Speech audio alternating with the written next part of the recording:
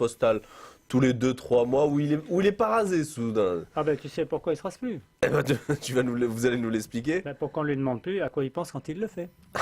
Voilà. Enfin, ça fait quand même ridicule tout ça.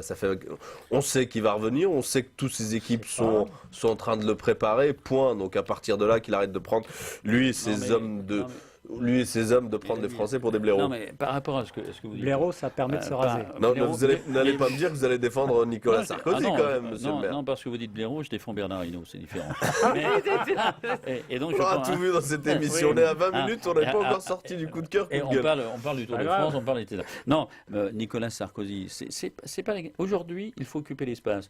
Il y a une boîte qui s'appelle avec des images, il y a des sons.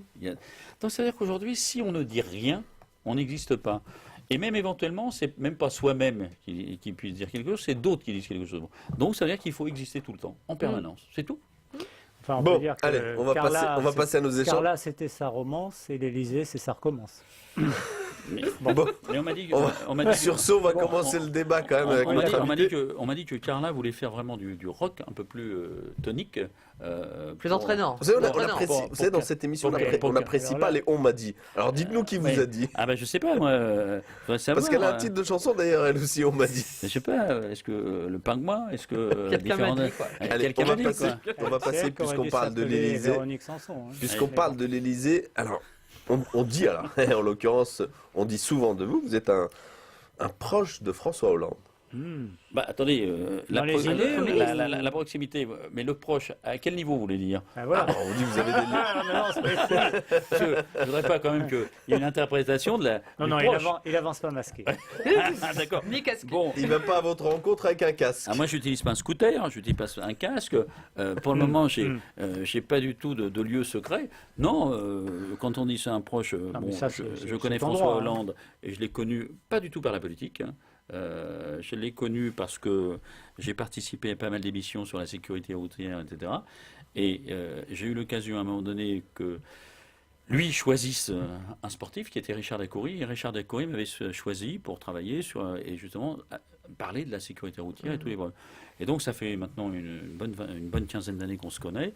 Et je dirais qu'on ne sait pas, on a fait chacun des parcours, mais on s'est tenu au courant sans pour cela parler de politique. Alors vous êtes tenu au courant dans le sens du courant politique? Alors, c'est pas dans le courant politique, c'est dans le sens du courant, au sens... et aujourd'hui, c'est clair aussi, c'est quelqu'un que j'apprécie, j'ai toujours apprécié, c'est quelqu'un avec qui on a toujours eu des discussions franches sur des sujets.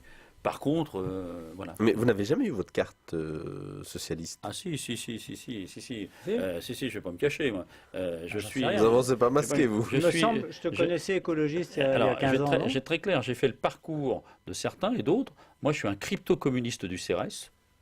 De Jean-Pierre Chevènement. C'est du Chevènement, ça. Du Chevènement, hein, donc du Land Belfort. Ah, oui. Je suis resté à l'époque au PS jusqu'en 92. Et je suis parti du PS parce que je n'admettais pas la politique économique de Pierre Bérégovoy. Et aujourd'hui, c'est-à-dire qui était libéral? Qui était aujourd'hui sur l'économie de marché, etc., où on a laissé partir un petit peu l'économie. Tu viens de la finance pourtant. Oui, mais justement. Je pense qu'aujourd'hui, des financiers, il faut y faire très attention. C'est qu'un financier peut faire croire des choses. On peut partir sur certaines choses. Si vous devez être en désaccord avec le virage à droite qu'a pris Hollande. Non, c'est pas un virage à droite. C'est un virage de social-démocrate par rapport à une économie régulée. C'est un centre-droit. C'est un virage centre-droit. Ça dépend où on se positionne. Je peux te faire juste une remarque d'histoire parce que j'ai vécu des choses en politique moi aussi. Le discours qui consiste à parler de l'offre, il faut produire plus. Le problème, c'est sur l'offre qu'il faut agir. Sais-tu qu'il a tenu il y a 20 ans devant moi? Pas dire. Alain Madelin. C'est pas obligatoirement un social-démocrate. Non. Il est un libéral, social par moment, mais libéral avant tout. Donc, moi, ça ne me dérange pas, parce que d'une certaine façon, si je traduis ce tournant, enfin, si on peut appeler ça un tournant, disons cette inflexion, c'est quand même enfin reconnaître le rôle de l'entreprise dans le système économique, son rôle de création de richesse. Et je trouve que là, enfin, on commence à comprendre que sans l'entreprise, il n'y a pas de salaire, il n'y a pas d'impôt, il n'y a pas la fonction publique, il n'y a pas le service public. Non mais, Pierre, faut être très clair. Moi, aujourd'hui, c'est très clair. Il y a ce que j'appellerais l'espace du service public, et du public, des entreprises. Il y a ce que j'appellerais la loi du marché de proximité, dans lequel on doit travailler éventuellement. il y a l'espace du marché qui est peut-être au niveau de l'Europe et l'espace du marché mondial. À un moment donné, il faut être très clair, on n'est pas au pays où tout le monde... c'est pas les bisounours, hein, voilà, c'est sûr. on est bien d'accord. Donc ça veut dire qu'aujourd'hui, il ne faut pas, quand on parle de l'entreprise, et ça c'est souvent d'ailleurs de dire le patron, le mauvais employeur. Il y a des mauvais employeurs, il y a des mauvais employés. Il est temps, effectivement, de revaloriser un peu l'image de l'entreprise. Voilà. Oui. Et donc aujourd'hui, il y a une responsabilité. D'un côté, je pense que tout ce qui est le secteur public peut être un tampon social dans certains dans un pays. Il n'existe parce qu'il y a une richesse qui est créée. Voilà. Et d'un autre côté, il faut amener des richesses dans lesquelles, avec ces richesses, je peux travailler sur ce tampon social. Mais à contrario, l'entreprise, dans la concurrence, etc., il faut savoir ce qu'on veut. Moi, je ne suis pas à langue de bois comme certains à droite par moment, quand on leur dit qu'il pleut. Alors qu'il fait beau. Bon, voilà.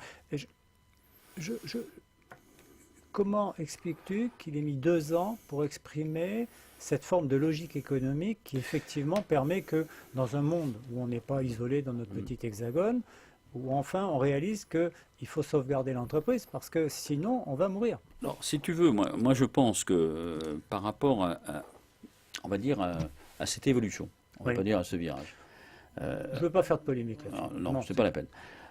Je crois que la situation telle qu'elle était, et qui est une situation qui n'est pas nécessairement de 2012, qui était une situation précédente. On est d'accord. Et précédente. De toute façon, les réformes à accomplir, il y a longtemps qu'on aurait dû les accomplir. D'ailleurs, je pense qu'aujourd'hui, il y a eu des virages, quand on prend de 75 à 90, des virages qui auraient pu être amorcés différemment, quels que soient les gouvernements. Et je crois que ce virage, à un moment donné aussi, c'est qu'on a un système où il y a les organisations professionnelles, les organisations syndicales, les politiques, et à un moment donné, en France, il est très difficile de faire bouger quelque chose. Donc, je crois que le constat, je ne sais pas, le constat qu'il a pu avoir, c'est qu'au bout de 18 mois, tu te rends compte que tu ne peux pas faire bouger les lignes.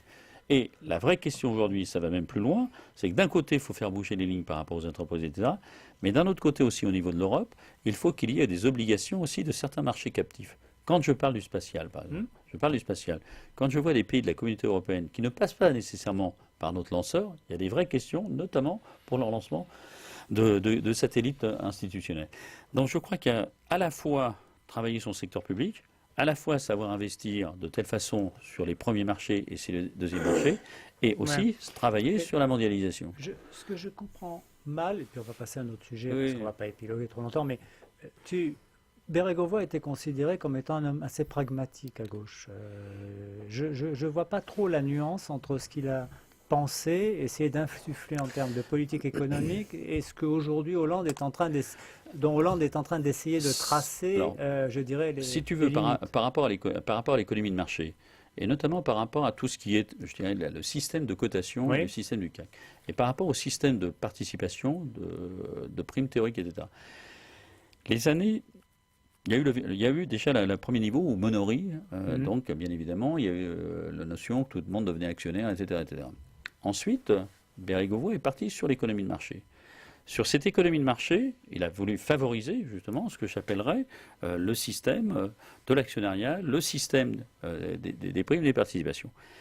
On sait pertinemment que dans un système financier, il faut qu'il y ait un système financier régulé. Oui, et il ne faut pas en France. Ça existe, mais ça n'a pas. l'AMF, Mais ça n'a pas été assez loin, quoi. Et à un moment donné, quand tu reprends les périodes de 91-92, et d'ailleurs, je pense qu'il l'a constaté, il pensait qu'aujourd'hui, il pouvait faire une économie plus ouverte, avec éventuellement des systèmes, tu vois, par rapport à... tu es bien d'accord, donc c'est là-dessus, moi. Non, mais la nuance, c'est qu'aujourd'hui, on a des autorités indépendantes, à l'AMF, on a la concurrence, qui sont indépendantes du pouvoir politique et qui sont capables de réguler un temps soit peu ces choses. Sauf que, si tu es bien d'accord, on n'a pas su maîtriser.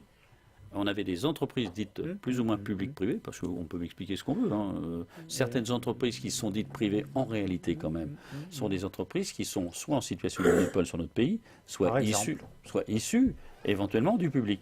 Et là, je pense qu'on n'a pas été capable... de s'organiser sur ce sujet. Allez, on est à 30 minutes d'émission, donc on va passer à d'autres sujets. Une question qui rejoint un peu ce virage, c'est, je crois que nos concitoyens se posent quand même des questions sur à quoi sert un gouvernement. Quelles sont les priorités d'un gouvernement ? Est-ce que c'est la lutte contre tout ce qui est insupportable au quotidien, le chômage, la qualité de notre école régulièrement déclassée dans les classements mondiaux, la violence, etc. Ou est-ce que La corruption aussi. Ou est-ce que c'est les réformes de société et cette espèce la corruption, d'acharnement à réformer nos mœurs, comme si c'était pas avant tout une affaire de liberté individuelle, de choix. On a l'impression qu'il y a une autre morale là, qui vient corseter notre société. Et ça m'amène à vous poser cette question. Pour vous, ça devrait être quoi les priorités d'un gouvernement? Par exemple, ça aurait dû être quoi les priorités du gouvernement pendant ces 18 mois? Écoutez-moi, les trois priorités. Moi, je vais vous dire très simplement, aujourd'hui, je le place sur EEAA. Oui. E comme éducation, E comme éthique et non morale, A comme autonomie par l'activité. Et ça veut dire qu'aujourd'hui, je vais être très clair, même c'est une discussion que j'avais eue avec lui au bureau, je pense qu'on aurait dû détoiletter, dépoussiérer toute une politique de système d'assistance, qu'on aurait dû dépoussiérer tout un système qu'on a fait depuis une vingtaine ou une trentaine d'années, par exemple sur la politique de la ville, etc., toutes les structures par rapport au Pôle emploi, mission locale, pli, etc. Aujourd'hui, je pense qu'il y a, quand on regarde les financements que l'on met pour s'occuper d'un secteur, par rapport, je dirais, au pragmatisme de ce qui est fait. Donc, et la place donnée à tous ces problèmes de société, est-ce que c'était la priorité? Sauf qu'aujourd'hui, le problème de la politique en France, c'est qu'aujourd'hui, on est en permanence sur un cycle d'élection. Et c'est-à-dire que quand on prend un cycle de président de la République de 5 ans, c'est-à-dire qu'au bout de 18 mois, on repart dessus. Aujourd'hui, il avait 2 ans tranquilles pour s'attaquer au chômage. Pour attaquer les choses les plus importantes. Sauf par rapport à ce que vous dites, je pense que l'histoire de France, la politique, c'est tous les 30 ans. 1915, 1945, 45, 75, 75, 2005, 2005, 2000. Aujourd'hui, nous ne sommes pas dans une crise, nous sommes dans une mutation de société complète. Sur le vieillissement. Sur le concret. Deuxièmement, je pense qu'il fallait revoir tous les temps d'âge par rapport à ce que j'appelle la période 0-18 ans. On a tout changé. Donc, bien évidemment, peut-être qu'une des priorités, c'est de voir de 0 à 6 ans, de 6 à 16 ans, de 16 à 18 ans, et de définir entre 11 et 18 ans le moyen âge. Ça n'a rien à voir avec Est-ce que le gouvernement n'a pas été pris sur la loi du genre? Non. Est-ce que le gouvernement n'a pas été pris on a passé beaucoup de temps à discuter de ça. Voilà. Est-ce que le gouvernement n'a pas été pris quelque part en otage par certains lobbies? Non, je pense que le gouvernement... Parlez devant le micro. Je pense que le gouvernement aujourd'hui est arrivé. Oui. Il pensait qu'à travers tout un ensemble de systèmes, comme les trucs qu'on emploie à venir, comme les contrats de génération, etc., il pourrait modifier la donne par rapport à l'emploi. Mais je crois qu'aujourd'hui, les notions d'emploi, etc., c'est une notion de mutation culturelle de tous ceux et toutes celles qui ont en France le pouvoir de faire quelque chose. Vous ne croyez pas qu'il y avait Attends, laissez le Pierre, s'il vous plaît, finir. M'emmerde. Je vous en prie, bien. Non, mais moi, tu m'emmerdes pas. Non, mais c'est intéressant. Non, allez-y. Finissez votre propos. Mais alors, j'entends Pierre parler sur... Non, mais il va nous enfumer, continue, là. Non, moi, je suis pas... Intelligemment, hein. Mais je suis pas un politique, moi. Ah oui, c'est ça. Vas-y, monsieur Moi, j'ai pas une fonction nationale, je suis pas politique. Ah ben moi, mais moi, j'allais vous la poser, la question suivante. Non, si vous voulez, je crois sincèrement qu'ils n'ont pas mesuré, ils n'avaient pas mesuré, je dirais... L'ampleur de la crise. C'est pas l'ampleur de la crise, c'est de la mutation. Le deuxième point aussi, quand on parle de cela, aujourd'hui, il y a une démographie en France de 7 à 800 000 naissances par an. Quand on va en Allemagne, c'est 450 000 naissances. Bon. Donc, on pourrait parler longuement de ça. Quand on prend sur 10 ans, etc., on voit très bien, aujourd'hui, que le système tel qu'il est parti. Alors, maintenant aussi, par rapport à ce que j'appellerais à la mise en activité, tout le système, moi-même, dans les années 70-80, on se disait que de toute façon, dans les années 90, les baby-boomers se partiront et qu'on aurait de quoi les remplacer immédiatement. Sauf qu'on avait fait une erreur fondamentale, c'est qu'on ne pensait jamais que l'industrialisation, les technologies, etc., seraient là où ils en sont. C'est ce que mais peut-être que tu n'as pas la même vision. Non, je suis d'accord. Je dirais, moi, je parlerais de naïveté. Ils croyaient que parce qu'ils allaient arriver au pouvoir, la naïveté, c'est aussi avec une expérience. les bonnes intentions, ça allait aller beaucoup mieux. Et ça n'a pas suffi. Sauf que Pierre, tu es bien d'accord. Franchement, passer autant de temps à discuter de choses sur lesquelles on sait qu'il y a des clivages de société qui vont faire monter les antagonismes, quand on est dans une société qui est déjà très tendue par les problèmes sociaux qu'elle vit, c'est dangereux. Voilà, c'est tout. Maintenant, je ne dis pas que le problème du chômage est facile à régler. Mais on a l'impression que ce n'était pas la priorité de la bataille. Et le résultat est là, c'est qu'on n'a pas renversé la courbe. On va passer à autre chose, on va passer au gaz de schiste. Une autre question. Uniquement sur l'histoire de la naïveté que tu dis. Oui. Ou d'inexpérience. Non, la candeur. N'importe qui arrive au pouvoir en président de la République, rappelez-vous en 2007. Sans avoir été ministre, c'est rare. Non, rappelez-vous en 2007, rappelez-vous, etc. Toujours, il faut que les gens croient que ça va changer. La seule chose, quand il y a un mal qui est plus profond, on ne le change pas comme cela. Allez, on va parler du sujet qui vous intéresse tant. Nouvelle question que j'ai très envie de poser à un maire qui est passé de l'écologie à... Il a été socialiste aussi. Il est parti du CRS. Donc il est au cœur du débat qui agite actuellement. Il peut encore évoluer, il a dit, là, c'est pas fini. Moi, je suis avant tout un humaniste, un progressiste. Il est au cœur un peu de la question qui est actuellement posée par Arnaud Montebourg et le gaz de schiste. Donc Arnaud Montebourg dit qu'il a trouvé, que des scientifiques ont trouvé une nouvelle technique pour rendre la fracturation moins pénalisante pour les gens, et que c'est 300 milliards, 250 000 emplois qui sont à la clé. Alors, qu'est-ce que vous dites? Moi, je vais être très clair sur ce sujet. Je pense qu'aujourd'hui, à partir du moment où il y a des possibilités de nouvelles sources d'énergie, etc., on ne peut pas les ignorer, on ne peut pas et on doit l'étudier. Et je pense qu'il faut... Vous êtes favorable? C'est pas... Pour être clair. Aujourd'hui, je pense. Vous y êtes favorable ou pas, monsieur le maire? Je dis aujourd'hui. Il est favorable à l'étude. Il y a l'étude. Après, on mesure. Les résultats? Il y a les résultats. La seule chose qu'il y ait aujourd'hui dans notre pays, c'est dès qu'il y a quelque chose de nouveau, immédiatement on est contre quelque chose. Alors, mes amis écologistes aussi, moi je vois par exemple, il y a des dossiers sur lesquels ils sont éventuellement contre certains pouvoirs, etc. Mais d'une autre côté aussi, c'est une écologie aujourd'hui qui est très politique pour prendre des places, plutôt qu'une écologie pour éventuellement regarder les problèmes en face.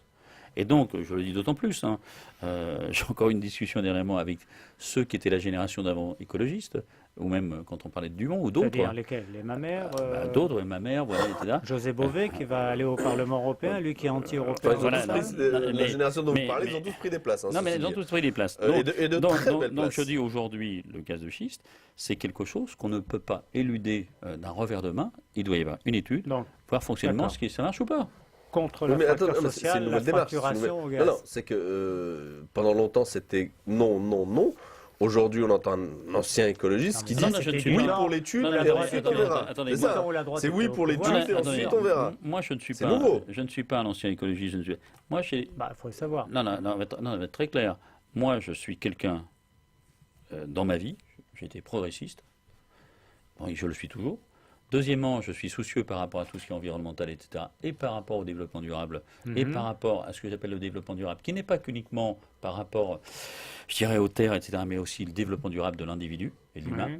C'est pas neutre. Aujourd'hui, on doit faire tous les wagonnets jusqu'à la fin de vie, surtout quand on arrive à 100 ans. Donc c'est quelque chose de fondamental. Donc aujourd'hui, il y a certains qui s'interprètent écologistes, etc. C'est dans ce que l'on fait. Il y a pas. C'est pareil quand on parle. Il y a certaines personnes qui sont sociaux. Il y a des gens qui sont asociaux. Et c'est comme cela, quoi. On va avancer dans l'émission, peut-être, Pierre? Oui, on va avancer parce qu'en fait, il y a quand même aujourd'hui un vrai malaise en France pour ceux qui détiennent l'autorité, et on sait que les maires sont ceux qui sont les plus proches des préoccupations des Français. Il y a par endroit près de 50% des maires de 30 à 50%. Oui, mais par endroit 50% de maires qui ne se représenteront pas. On sent la fatigue, la désorientation, l'impression que finalement les choses leur échappent. Et que, puis la contestation des citoyens aussi. Alors, oui, mais ça, faut dire aussi qu'à force de voter des lois où on a le droit de contester partout, ça n'incite pas effectivement à prendre des responsabilités au bout d'un moment et à définir des projets à long terme. Par rapport à ce que on risque de rester dans le long terme. Par rapport à ce que dit Pierre et par rapport à la désaffection, c'est vrai qu'aujourd'hui... Monsieur le maire, parlez c'est vrai par rapport à la désaffection. Aujourd'hui, quand on est maire, la difficulté, c'est que déjà, sur un ensemble de dossiers, on a tout un ensemble d'intervenants qui viennent nous dire quelque chose. Donc, à la strate du département, de la région, de